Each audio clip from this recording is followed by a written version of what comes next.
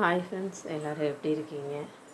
இன்றைக்கி என்னோடய morning routine என்ன லஞ்சுக்கு பேக் பண்ணுறேன் அப்படிங்கிறத நான் உங்களுக்கு ஷேர் பண்ணிக்க போகிறேன். என்ன ஸ்நாக்ஸ் நான் வைக்கிறேன் பசங்களுக்கும் எனக்கும் அப்படிங்கிறத நான் உங்களுக்கு ஷேர் பண்ணுறேன். ஃபஸ்ட்டு பார்த்தீங்கன்னா இப்போ தான் டீ வச்சுருக்கேன். இப்போ பார்த்தீங்கன்னா சாப்பாடு கொதிச்சிடுச்சு, அரிசிலாம் ஊற வச்சாச்சு. ஸ்நாக்ஸுக்கு வந்து மாம்பழம் இருக்குது, அதை கட் பண்ணி வைக்கலான்ட்டு இருக்கிறேன். ஸ்நாக்ஸுக்கு பார்த்திங்கன்னா வாட்டர்லாம் ஃபில் பண்ணி வச்சுட்டேன் நைட்டு. இப்போ வந்து லஞ்சுக்கு நான் என்ன செய்ய போகிறேன் அப்படிங்கிறத நம்ம பார்க்கலாம்.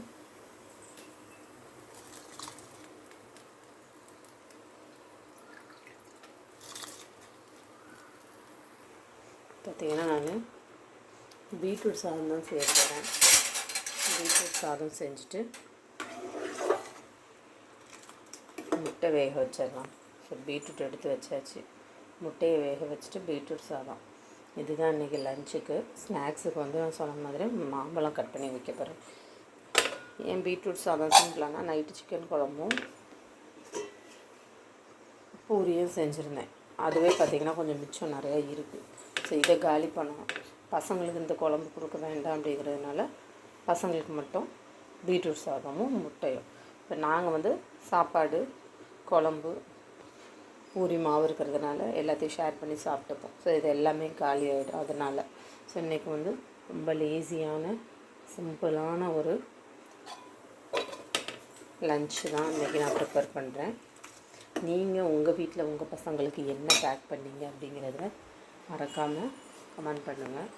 பாத்திரம்லாம் பார்த்திங்கன்னா முன்னாடியே நான் சொன்ன மாதிரி எல்லாமே தனியாக எடுத்து வச்சுருவேன். ஸ்நாக்ஸ் பாக்ஸு, லஞ்ச் பாக்ஸு, அந்த நம்ம பேக் பண்ணுறதுக்கு என்னென்ன தேவையோ எல்லாமே நம்ம வாஷ் பண்ணி இந்த மாதிரி தனியாக எடுத்து வைக்கும்போது மார்னிங் நம்மளுக்கு ரொம்ப ஈஸியாக இருக்கும் எடுத்துகிட்டு போகிறதுக்கு. ஸோ நீங்களும் இதை ட்ரை பண்ணி பாருங்கள். நைட்டே நான் பாத்திரம் எல்லாம் தேய்ச்சி போட்டுறதுனால காலையில் எனக்கு அந்த வேலையும் இருக்காது. ஸோ கொஞ்சம் ரிலாக்ஸ்டாக நம்ம வேலையை நம்ம செய்யலாம். இப்போ ஃபஸ்ட்டு வந்து முட்டையை வேக வச்சுக்கலாம்.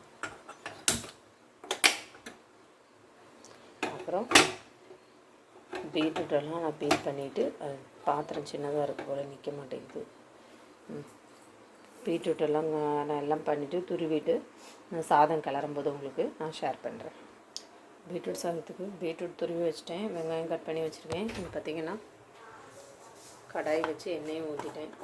இந்த கிளறுன சாதம்லாம் செய்யும்போது பார்த்திங்கன்னா கொஞ்சம் எண்ணெய் அதிகமாக ஊற்றுவேன், அப்போ தான் கொஞ்சம் டேஸ்ட் நல்லாயிருக்கும். இதே பொரியல் மட்டும் அப்படின்னா நம்ம எண்ணெய் கொஞ்சம் கம்மியாக விட்டுக்கலாம். இது கிளறுன சாதங்கிறதுனால நான் கொஞ்சம் எண்ணெய் அதிகமாக விட்டுருக்கேன், அப்போ டேஸ்ட் நல்லாயிருக்கும். அதுக்காக இன்னொரு பீட்ரூட் பொரியலில் எண்ணெய் வச்சுருச்சுன்னா நம்ம வெங்காயம்லாம் போட்டு நல்லா வதக்கிட்டு இதுக்கு வந்து நம்ம தண்ணி ஊற்றக்கூடாது. தண்ணி ஊற்றாமல் அந்த எண்ணெயிலே நம்ம குக் பண்ணிட்டு நம்ம சாப்பாடு போட்டு கிளறும்போது டேஸ்ட் இன்னும் ரொம்ப நல்லாயிருக்கும். ரொம்ப சிம்பிளான ஒரு வேலை. காரத்துக்கு பார்த்திங்கன்னா ஒரு 2 வத்தல் சேர்த்துருக்கேன். ஏன்னா பசங்களுக்குங்கிறதுனால காரம் கம்மியாக. சாப்பாடு ரெடியாக வச்சு ரொம்ப வதக்கணுன்ட்டு இல்லை, ஓரளவு நல்லா. ஏன்னா வெங்காயம் வந்து கொஞ்சம் க்ரன்ச்சியாக இருந்தால் சாப்பிடும்போது நல்லாயிருக்கும் கிளறுன சாதத்துக்கு.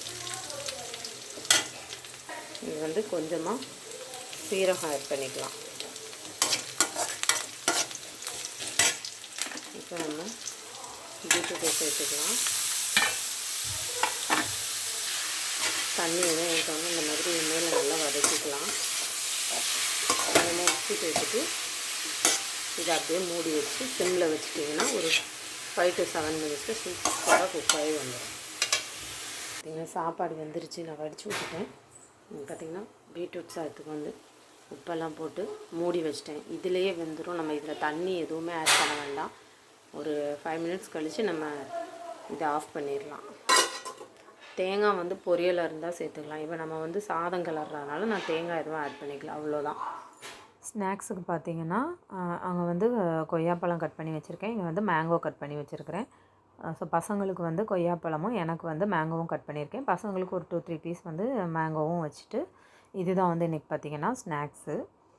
ஸோ எல்லாத்தையுமே நல்லா வாஷ் பண்ணிவிட்டு கட் பண்ணி வச்சிட்டேன். கொஞ்சம் குட்டி குட்டி பீஸாக கட் பண்ணி வைக்கும்போது பசங்களுக்கு வந்து சாப்பிட்றதுக்கு ஈஸியாக இருக்கும். அதனால தான் எனக்குமே கிளாஸில் உட்காந்துட்டு பெருசாலாம் வச்சுருந்தா சாப்பிட கஷ்டமாக இருக்கும். குட்டி குட்டியாக இருந்தால் கொஞ்சம் ஈஸியாக இருக்கும். அதனால் கொஞ்சம் நல்லா சின்ன சின்ன பீஸாகவே நான் கட் பண்ணி வச்சுருக்கிறேன். ஸோ இது ஸ்நாக்ஸ் எல்லாம் பேக் பண்ணி முடிச்சிடலாம்.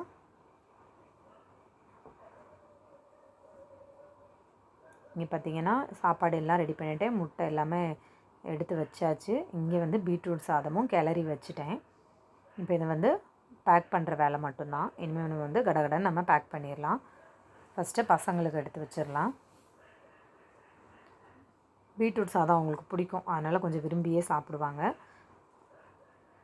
எனக்கு மட்டும் கொஞ்சம் பீட்ரூட் நான் தனியாக எடுத்து வச்சிட்டேன். ஒயிட் ரைஸும் பீட்ரூட்டும்.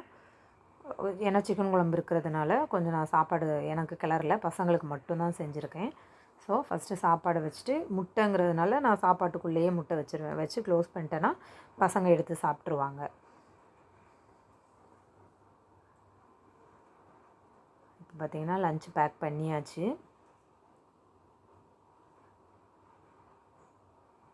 லன்ச்சு, ஸ்நாக்ஸு எல்லாமே ரெடி பண்ணியாச்சு.